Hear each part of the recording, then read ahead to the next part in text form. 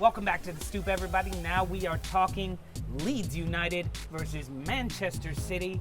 But before we get started, don't forget to hit that subscribe button. It's very important. And hit the bell.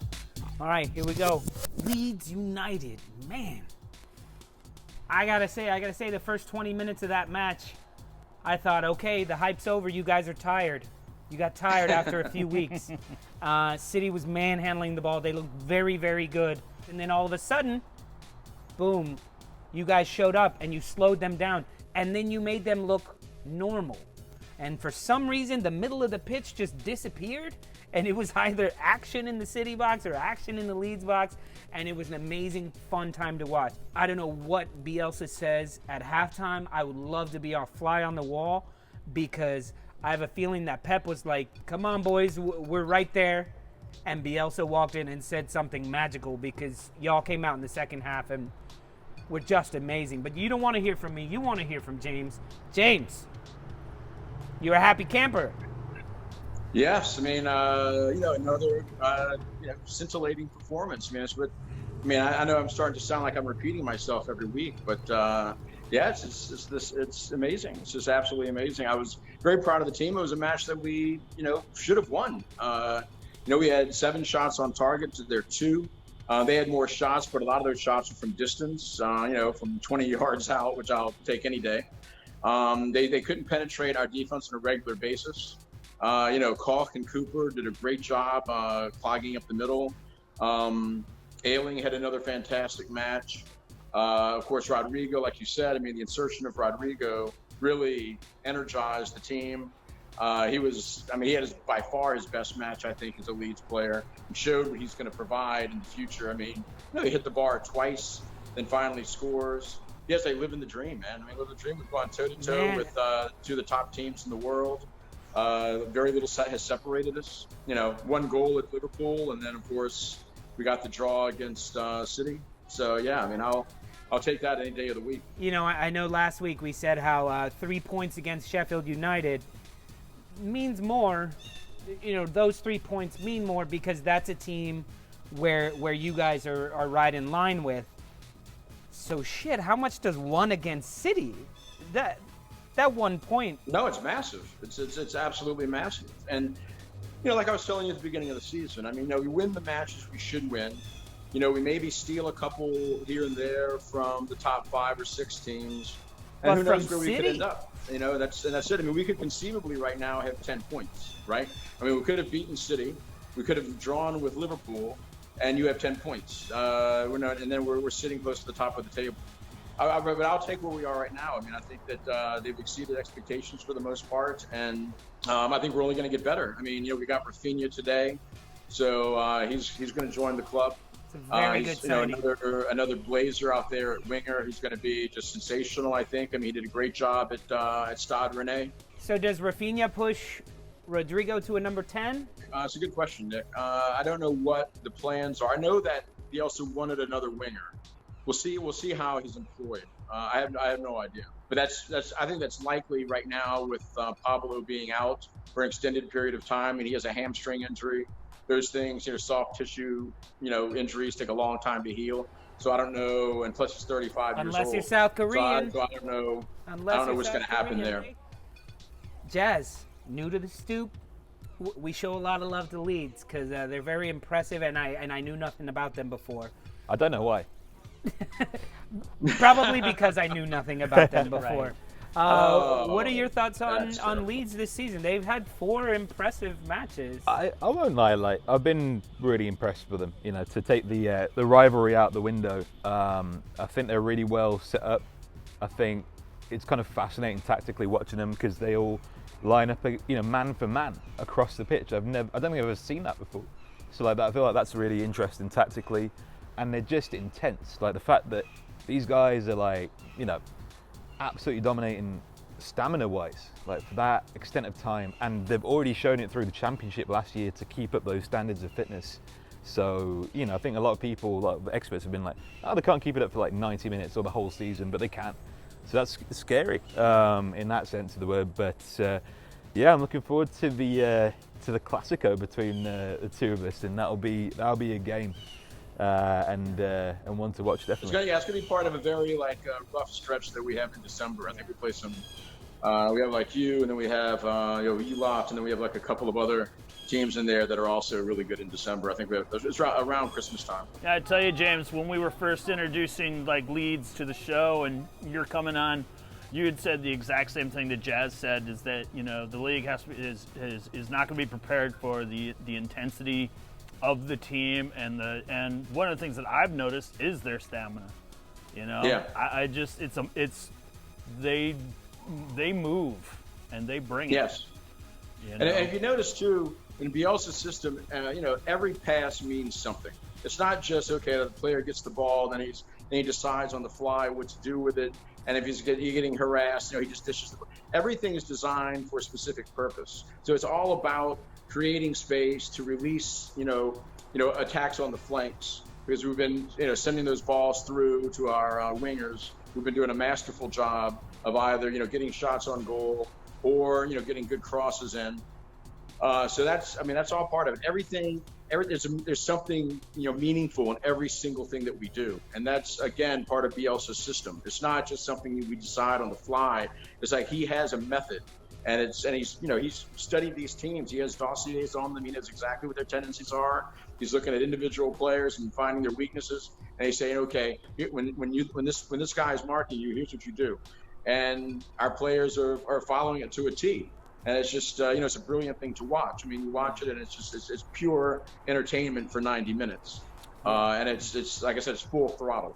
Do you think, James, to get out of the championship, you can't just be a generic team? You got to have a team to get out of the championship and stay up in the Premier League.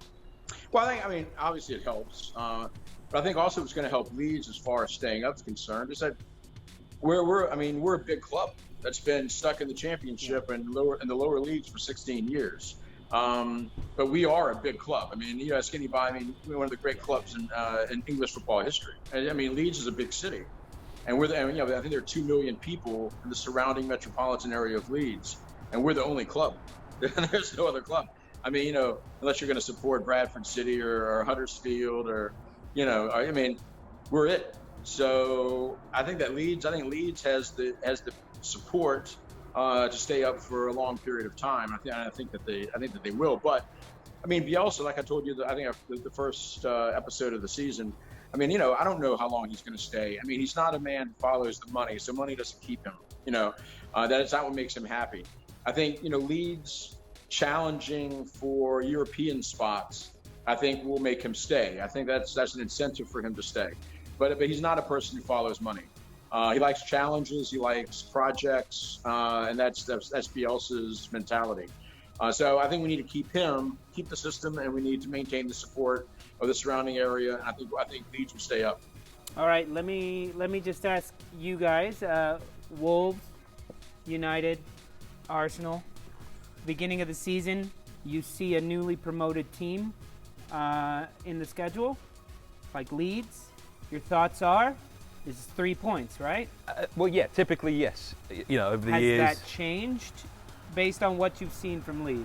I mean, you're going to get a game with Leeds. You're really going to get a rough go of it.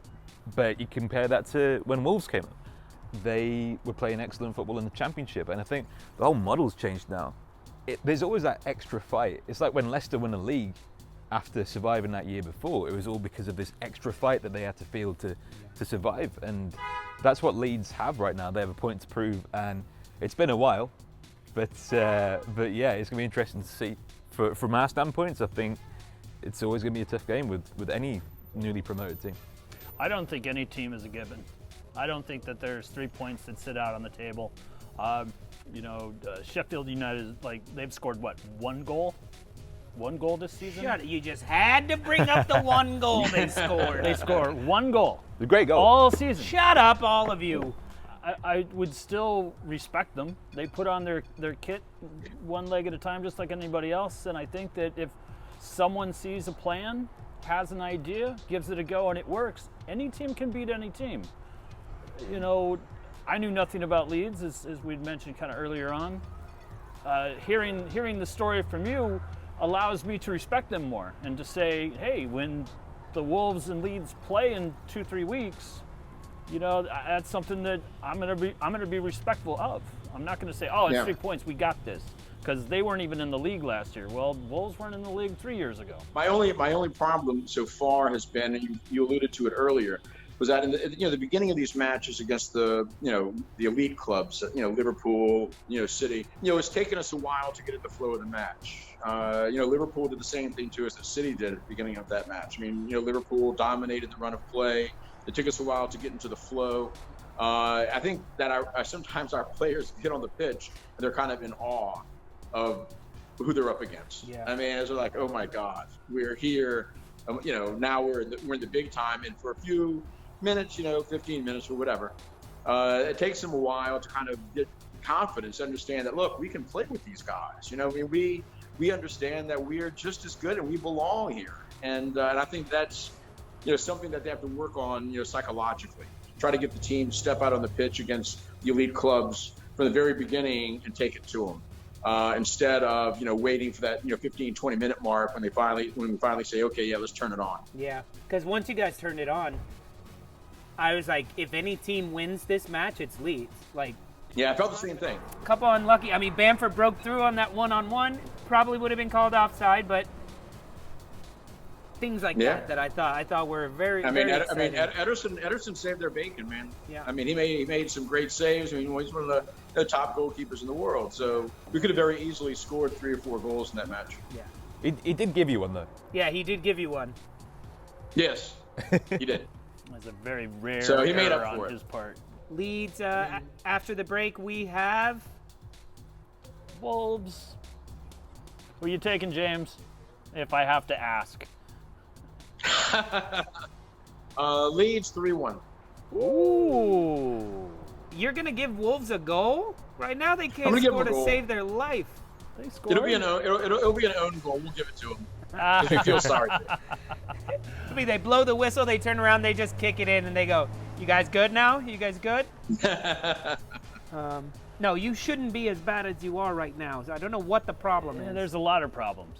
I'm kind of hoping that Wolves kind of slow down the pace on this one, because that's what they're going to need to do if they're going to win. They're going to have to slow Leeds down, not worry about the offense, but just keep that defense, keep you guys out of the net. I am not feeling very confident. I think it's going to be 1-0, but I think Leeds is going to take it. I'm telling you, do not put Adama Traore on the pitch until the 70th minute.